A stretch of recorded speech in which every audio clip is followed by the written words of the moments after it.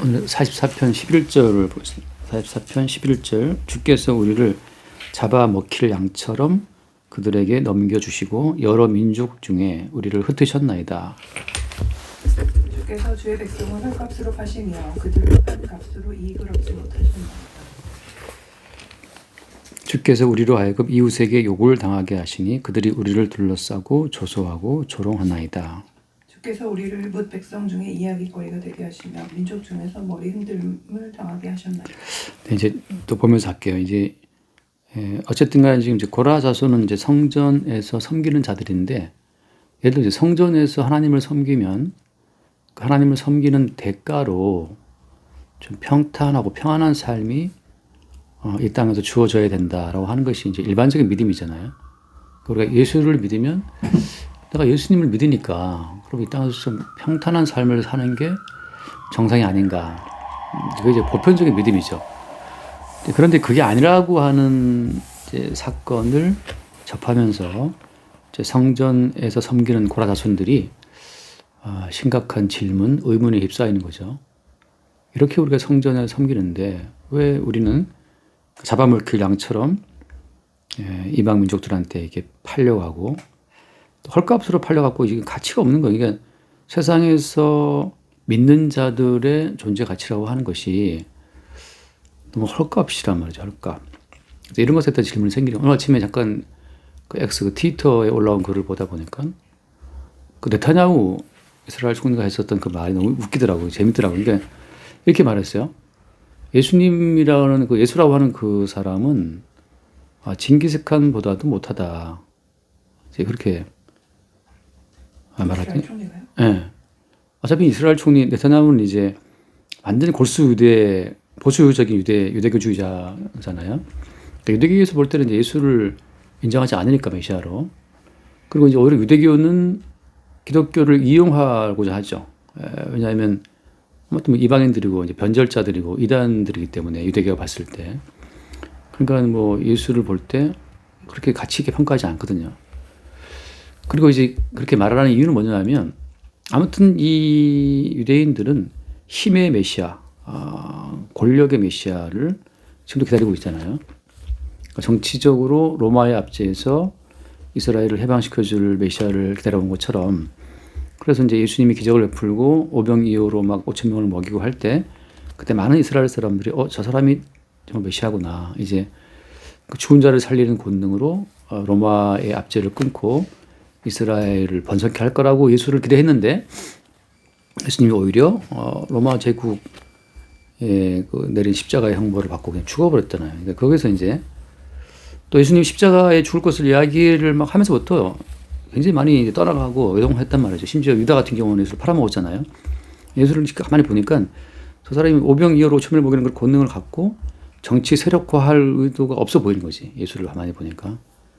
죽은 자를 살리는 권능을 가지고 정치 집단을 만들어 가지고 뭔가 이 땅에 솔로몬 왕국의 재현이죠. 다윗 왕국의 재현을 해줄 인물로 예수를 바라봤는데 예수가 계속 하는 말을 들어보니까는 자기는 올라가 죽을 것이다.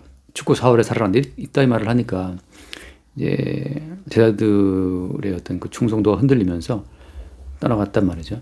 그런 것처럼 예수라고 하는 분의 어떤 존재 가치도 그냥 바라바보다 못한 존재가 됐잖아요. 그러니까 사형 판결 받고 죽어야 될 사형수보다도 못한 처지. 그게 이제 예수의 처지였는데 그런 것처럼 지금 예수를 믿는 주의 백성들이 너무 헐값으로 막 팔릴 정도가 되니까 가치가 없어요, 이게. 그러니까 직장에 가나, 학교에 가나, 어디 뭐, 어떤 집단에 들어가나. 예수를 믿는다고 해서 그 사람의 값어치가 올라가느냐? 그렇지 않다는 게 이제 막 확인되면서 고라 자손의 의문이 들어오는 거죠. 이게 똑같은 오늘도 마찬가지죠. 예수를 믿는 예수를 믿는 성도들의 어떤 실존적인 고민이 그거예요. 예수를 믿는 게 나한테 무슨 도움이 되지? 이거잖아요. 예수를 믿으면 뭔가 도움이 돼야 되는데 이게 도대체 예수를 믿어도 나아지는 게 없고 맨날 어디 뭐 눈도 아프고 뭐 이러면서 이제 괴로움만 더 가중되니까 이 고라자손 성전에 섬겼던 이들이 심각한 회의 또 의심에 이제 붙들리게 된 거죠. 그래서 뭘 비교해서 시련을 받던 것처럼 분명히 조상들 그들 때에는 주님이 강력한 권능으로 애굽에서 구원을 하셨고 강한 손으로 강한 팔로 가나안 족속을 다 추방하고 가나안 땅에 그 이스라엘 백성들을 뿌리박게 했단 말이잖아요.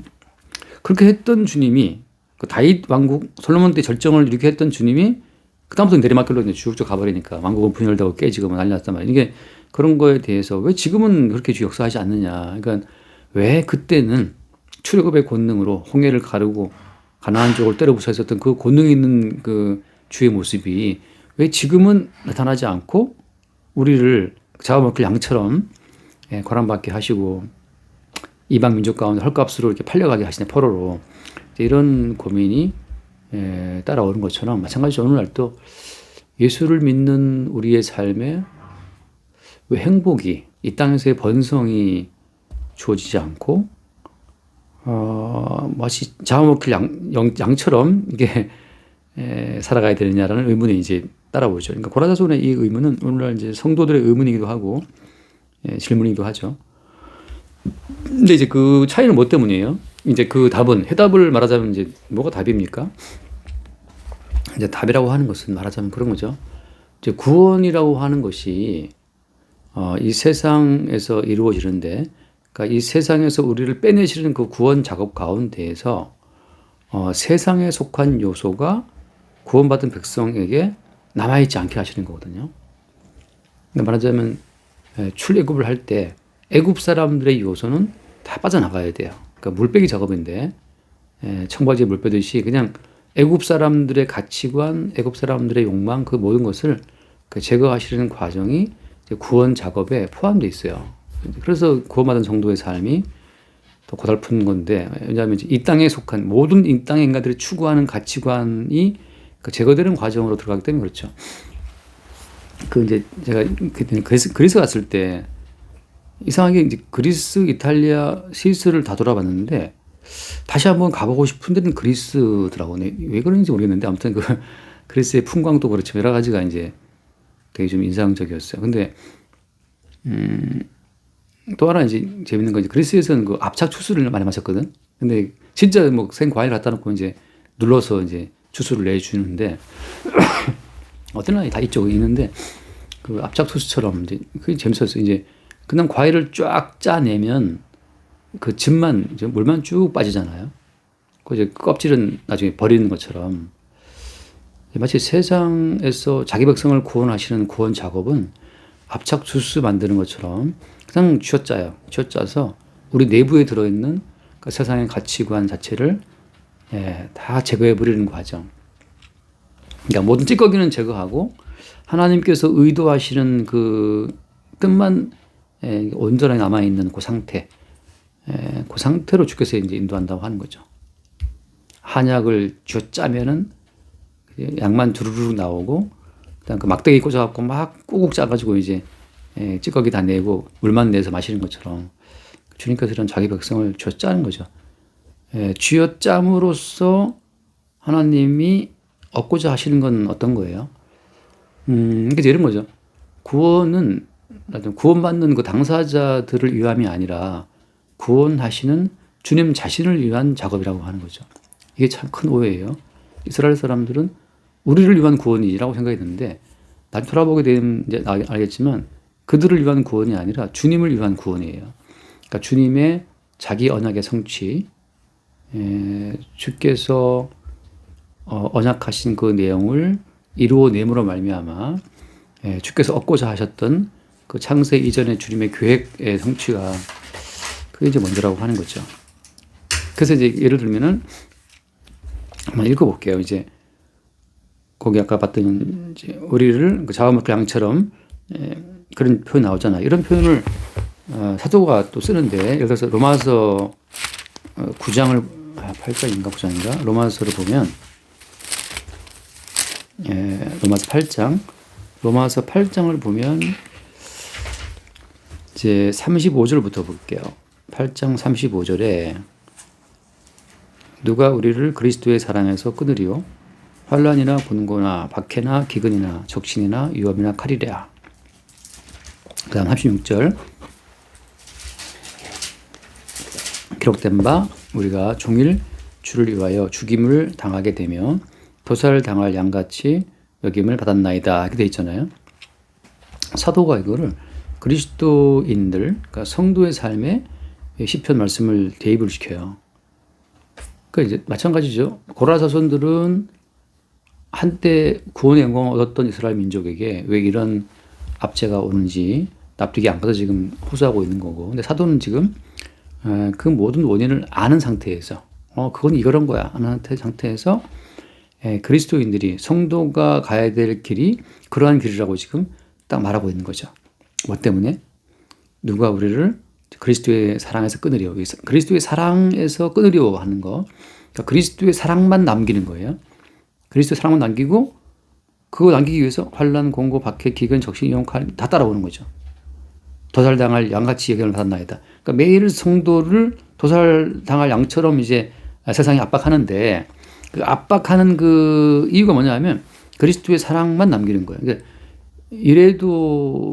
이렇게 해도 그리스도를 사랑하며 그리스도의 사랑의 가치를 믿느냐라고 하는 그 사랑의 가치만 남기고 나머지를 다 제거하는 과정이기 때문에 주스를 꽉 짜갖고 순수한 그 앞서 주스를 마시는 것처럼 주님께서는 사랑만 남기고 나머지를 다 찌꺼기처럼 다 제거하는 과정으로 환난, 공고, 박해, 기근, 적신, 위험, 칼 이런 것들을 이제 허락하시는 거죠. 그러니까 이거는 주께서 원하시는 주님의 사랑의 결과물, 결정체만 얻고자 하시는 주의 작업으로 말미암아서 이런 이제 공고, 환난, 박해가 따라온다고 하는 거죠.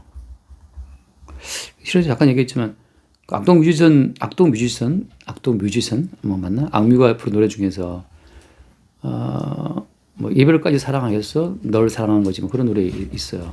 그게 하나 재밌는 대목이 있더라고. 이런 그 뭐가 저는 남았냐면은 사랑함으로써 다투고 싸우고 하는 그 막 괴로움이 또 있잖아요. 사랑은 원래 괴로움이니까. 둘이 사랑함으로써 막 하게 되는 그 여러 가지 갈등, 다툼, 싸움, 뭐 괴로움이 많은데 그 모든 괴로움보다도 이별의 괴로움이 더 크다는 거지. 그러니까 이별은 감당할 수 없는 너무 큰 괴로움이기 때문에 사랑하면서 그 고통당하고 서로 막 싸우고 하는 그 모든 괴로움은 감당할 수 있다. 이게 이제 그 이별까지 사랑하면서 널 사랑 그 말인데, 그러니까 이별이라는 것이 너무나 큰 고통이기 때문에 이별은 이제 끊어짐이니까 이별은 그리스도에 끊어지는 거니까 그건 너무 감당할 수 없어. 그냥 붙어 있음으로써 겪게 되는 그 아픔은 감당할 수 있지만 내가 너랑 헤어지는 그 너와 끊어지는 것은 도저히 안 돼. 이게 이제 그 노래 가사인데 엄청 와닿았어요. 그러니까 이게 그러니까 이 땅에서 뭐 재산을 잃고 건강을 잃고 뭐 돈 다 잃어도 그리스도의 사랑에서 끊어지는 거는 이건 감당 못해. 이건 너무나 큰 고통입니다. 하고 이제 이 그리스도의 사랑에서 끊어지는 그 괴로움보다는 그냥 이 땅에서 받는 이 괴로움, 이 땅에서 배척받고 이 땅에서 끊어지는 것쯤은 오히려 감당할 수 있다는 거죠. 그러니까 이제 주님께서 그걸 원하시는 거예요. 그러니까 구원이라고 하는 것은 그리스도의 사랑만 남기고 나머지 모든 걸 끊어버리는 작업이란 말이죠. 그래서 이제 구원은 주님과 하나가 되는 거예요. 한 몸이 되는 거고. 그러니까 우리가 이제 한 남자와 한 여자가 사랑을 했다. 살다 보니까 어려움이 있어. 그러니까 헤어져. 그럼 뭐 그러니까 그 어려움보다도 어때요? 그 어려움이 이 이혼보다도 더 큰 고통이었다는 거잖아요. 근데 예를 들어서 난 이렇게 지금 거의 괴로워도 당신하고 헤어지는 건 그건 난 더 괴로운 일이야. 함께 삶으로 겪게 되는 이 모든 아픔 우리 감당하자. 근데 너와 헤어지는 건 나 그 더 큰 괴로움. 이런 이제 가는 거고. 그런 거지만 요즘에 그런 부부가 물론 있겠지. 그런 것처럼 그리스도의 사랑에서 누가 끊으리요라고 하는 그러니까 하나님의 구원 작업은 불순물이 개입될 수 없어요. 그러니까 세상적인 요소가 하나님 나라에 들어갈 수가 없거든. 그러니까 이제 이 땅에서 계속 환난, 공고, 핍박을 보내서 세상을 사랑하는 우리의 모든 관심, 마음을 끌어내는 거죠. 그리고 그리스도에게만 붙어 있을 수 있다면 나머지 모든 건 잃어도 괜찮아. 이렇게 가는 거예요. 그래서 그 뒤에 쭉 이어나는 말이지만 37절에 그러나 이 모든 일에 우리를 사랑하시는 이로 말미암아 우리가 넉넉히 이긴다. 그러니까 그 사랑으로 말미암아 이기는 거죠. 그러니까 이게 어떻게 보면 그러니까 주님께서 우리를 일방적으로 사랑하시는 그 사랑이 계속 우리를 이 극심한 곤고 가운데 버티게 하는 힘이 되는 거죠. 그래서 내가 확신하노니 사망이나 생명이나 천사들이나 권세자들이나 현재 일이나 장래일이나 능력이나 높음이나 깊음이나 다른 어떤 피조물이라도 우리를 우리 주 그리스도 예수 안에 있는 하나님의 사랑을 끊을 수 없다. 그러니까 여기 지금 갖다 붙여놓은 이 얼마나 항목이 많아요.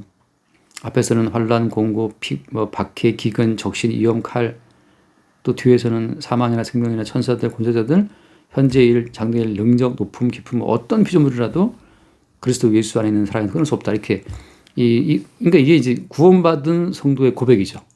나는 이 모든 곤고와 박해를 다 받고 있는데 이 괴로움이 아무리 커도 주님의 사랑에서 끊어지는 것보다는 그냥 가볍다는 거지. 그냥 사랑이 있으니까 감당할 수 있어. 이게 이제 구원받은 성도의 고백이에요. 주님과의 사랑에 내가 붙어 있기 때문에 이 모든 인생사의 괴로움은 괜찮아. 이게 이제 구원받은 성도의 이런 고백인데 이런 이제 이 정도의 고백을 하게 되는 성도를 남기는 작업이 주님이 계속 이 땅에 벌어지고 있는 거예요. 그러니까 이스라엘 민족을 꽉 쥐어짜가지고 그냥 그리스도 예수의 사랑에서 끊어지는 것만큼 괴로움은 없어요. 그러니까 이제 그런 고백을 하는 성도를 남기는 작업이 주님의 이제 이스라엘 백성들을 이렇게 쥐어짜는 작업이에요. 그 쥐어짜는 그 압착 기기가 이방 민족의 이제 공격이고 아수르의 공격, 바벨론의 공격 그런 것들이죠. 지금 또 더 흔들어 바벨론 포로 끌려와갖고 결국은 주님을 향한 사랑의 관계에 붙들린 자만 남기고 나머지는 다 찌꺼기처럼 이제 불태우는 작업 속으로 주님이 인도하는 거죠. 이제 그런 흐름 가운데 돌아서 보게 되면 이제 이게 같은 이게 그런 어떤 패턴을 넘어가요. 그래서 이제 보면 알겠지만 그런데 15절 말씀에 15절에 나의 능력이 종일 내 앞에 있으며 수치가 내 얼굴을 덮었다. 그러니까 이 땅에서 우리가 예컨대 빚지고 잘리고 모욕당하는 그 수치가 내 얼굴을 덮었다. 그러니까 우리 조금 다 경험해봤잖아요. 수치가 무엇인지 경험하잖아요. 그다음에 나를 비방하고 욕하는 소리 때문이요. 뒤에서 우리를 이제 비방하는 욕하는 소리들을 쟤 뭔데 이런 늘 정도 듣죠, 그죠? 정도 안 듣나? 듣게 되는 과정. 근데 한번 읽어봐요. 17절 말씀. 17절. 이 모든 일이 우리에게 임하였으나 우리가 주를 잊지 아니하며 주의 언약을 어기지 아니하였나이다. 지금 이제 구약 성경에서는 이게 이제 주를 잊지 않는다, 언약을 어기지 않는다 이 모든 말은 그냥 어떻게 보면 이제 인간적인 믿음이기도 하고 물론 주님이 도와주신 믿음이지만 이런 모든 믿음이 다 잘라져요. 다 잘라지고 베드로가 예수를 3번 부인하듯 다 놔버린단 말이죠. 그러니까 자기 힘으로는 이런 곤고와 핍박과 수치를 이길 자가 아무도 없어요. 결국 우리는 이런 어떤 수치스러운 상황 가운데에서는 예수를 모른다고 부인할 수밖에 없는 상황으로 가는 거죠. 아직까지 이제 이 고라 자손들은 주를 잊지 않았다, 언약을 어기지 않았다 이렇게 고백하지만 주님이 더 세게 압착하게 되면 베드로처럼 예수를 3번 부인하게 되는 길로 가는 거예요. 그러니까 지금 아직까지 이 사람들은 그 순전함을 지키고 있어요. 이게 이제 말하자면 이제 율법적 믿음인데 물론 이것도 이제 주님께서 은혜 주신 거긴 하지만 아직 그 한계성이 드러나지 않았어요. 왜냐하면 이제 그 마지막으로 주를 잊지 않고 잡고자 하는 그것마저도 다 끊어져야만 비로소 이제 우리에게는 우리 자신을 믿는 믿음이 제로가 되는 거거든요. 우리 자신에게 어떤 선한 것이 있어서 난 예수님을 안 배반해 따라갈 수 이렇게 말하는 그 자기 믿음이 부인되는 때까지 가야 되거든요. 더 이상 우리에게는 예수를 따라갈 수 있는 그런 믿음이 없구나. 우리는 정절을 지킬 수 있는 그런 순전함이 없구나 하는 데까지 가야 되는 거죠. 그래서 이제 더 세지죠. 이제 19절. 주께서 우리를 승량의 채소에 밀어 넣으시고 우리를 사망의 그늘로 바꾸셨나이다. 또 하나 중요한 포인트는 그거죠. 주체가 누구예요? 주께서 주님이거든요. 주님께서 우리를 승량의 처소에 밀어 넣으시는 거예요. 지금 이제 고라서는 지금 상당히 많이 이제 어떤 그 관점 자체가 상당히 좀 이렇게 올라가 있어요. 왜냐하면은 아수르가 바벨론이 우리를 괴롭혔다라고 보통 우리가 생각할 수 있잖아요. 나랑 싸우는 그 어떤 인간이 어떤 다른 존재가 나를 괴롭힌다고 생각할 수 있는데 그게 아니라는 거죠. 지금 이 고라 자손들은 뭘 본 거예요? 주님이 그 사람이 나를 괴롭게 했다, 그 사람이 나를 비방했다 말할 때 그가 아니고 사실 주님인 거죠. 이거는 이제 누구의 고백이기도 해요? 다윗의 고백이기도 해요.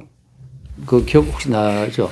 사무엘하 16장에 보면 사무엘하 16장 그러다가 이거 세 번 가겠는데 그 16장에 보면 사무엘하 16장에 보게 되면 그 게라의 아들 시므이가 다윗을 저주하거든요. 다윗을 욕해요. 또 다윗이 아주 힘들 때, 다윗이 압살롬의 그 반란 때문에 도망쳐 갈 때, 급박한 순간인데 게라의 아들 시므이가 다윗을 막 저주하죠. 그럴 때 이제 16장 10절을 보면 사무엘하 16장 10절을 보면 그가 저주하는 것은 여호와께서 그에게 다윗을 저주하라 하심이다. 그 다음에 11절 말씀 보면 또 다윗이 아비새와 모든 신하들에게 이르되 내 몸에서 난 아들도 내 생명을 헤아려 하거든 하물며 이 베냐민 사람이랴 여호와께서 그에게 명령하신 것이니 그가 저주하게 버려두라. 네, 이거죠. 여호와께서 그에게 명령하신 것이다. 무슨 한 거예요? 다윗을 저주하라고 그에게 명령하신 것이니까 그가 저주하게 버려두라. 그러니까 누가 우리를 욕했다, 누가 우리를 괴롭혔다고 쳐봐요. 그러면 주께서 그에게 저 사람을 괴롭히라고 명령하신 거기 때문에 그 사람이 괴롭히는 괴롭힘을 그냥 놔둬야 돼요. 그냥 저주하게 내버려둬라. 그냥 너를 괴롭히게 하라 말이죠. 이게 이게 다윗의 안목인데 지금 이제 고라 자손도 이제 이 정도 안목까지 올라온 거예요. 우리를 괴롭게 하는 거는 아수르가 아니라 바벨론이 아니라 그 누가 그 어떤 인간이 아니라 주께서 우리를 승량의 처소에 밀어 넣으셨다.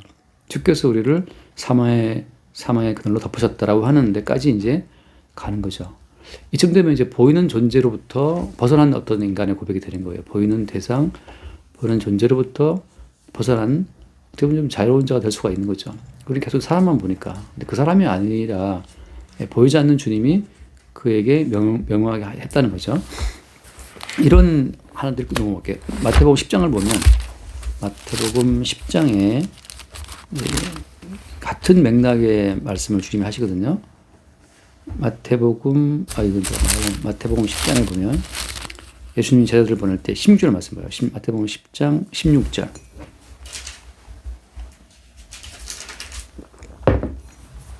보라 내가 너희를 보내는 양을 유리 가운데 보낸 것 같도다. 그러므로 너희는 뱀같이 지혜롭고 비둘기같이 순결하라. 이게 주님께서 참 어떻게 보면 고의적이죠. 내가 너희를 보내는 것은 이리 가운데 내가 보내는 것이다. 그 양을 이리 가운데 보내면 살겠어요, 죽죠.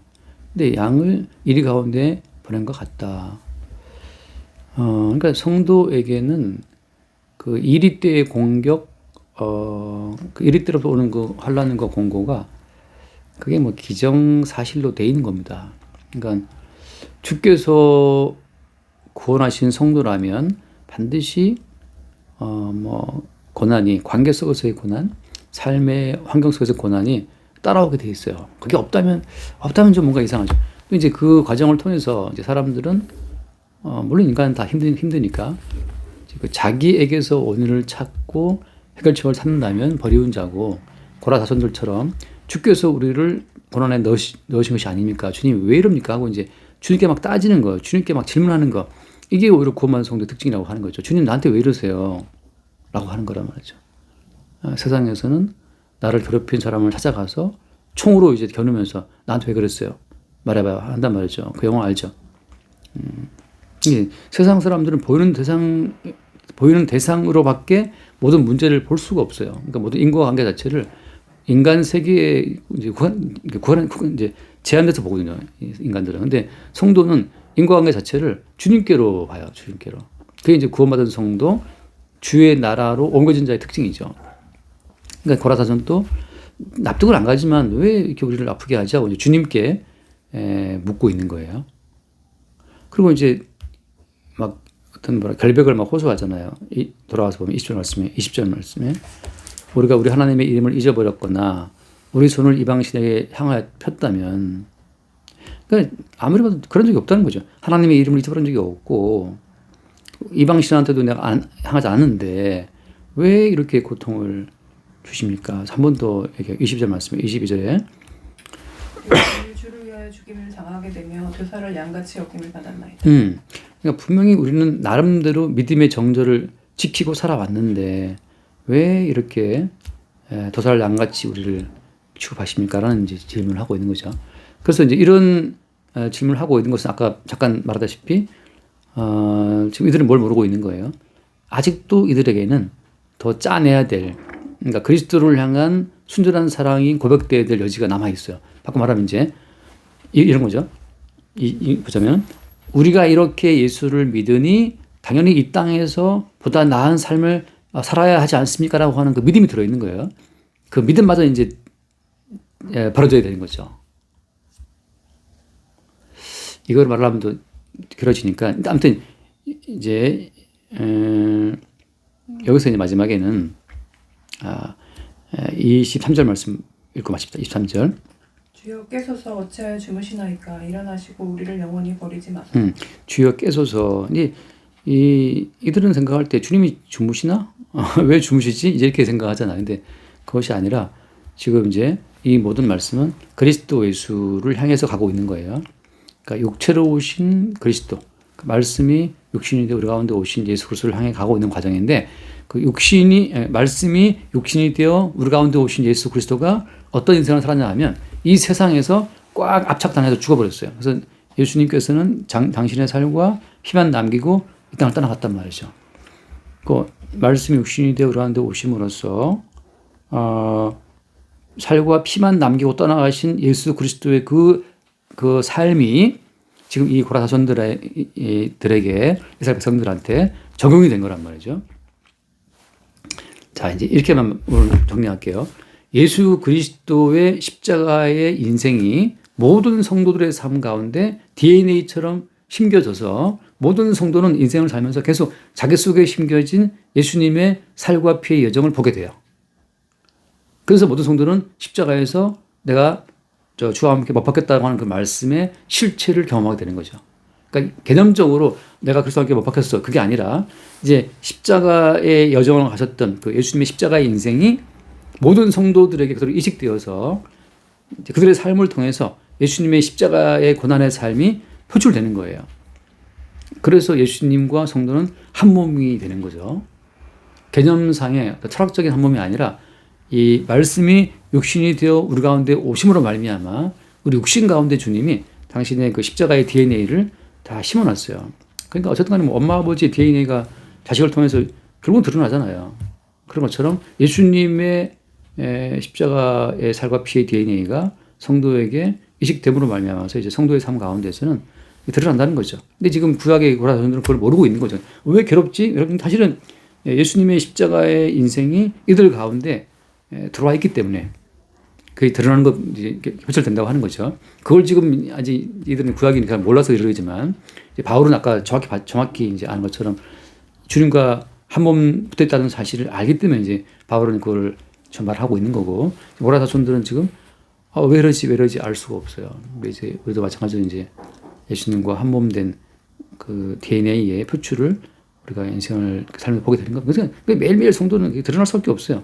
예수님의 고난의 인생이 매일매일 성도 인생 가운데 드러납니다. 나만의 고유한 세계 없어요. 늘 주님이 우리의 삶을 쳐버리죠. 그런 과정 가운데 성도는 이 땅을 앞서가신 예수의 십자가의 그 여정을 따라가게 되는 그 코스를 간다고 하는 거예요. 여기까지 합시다.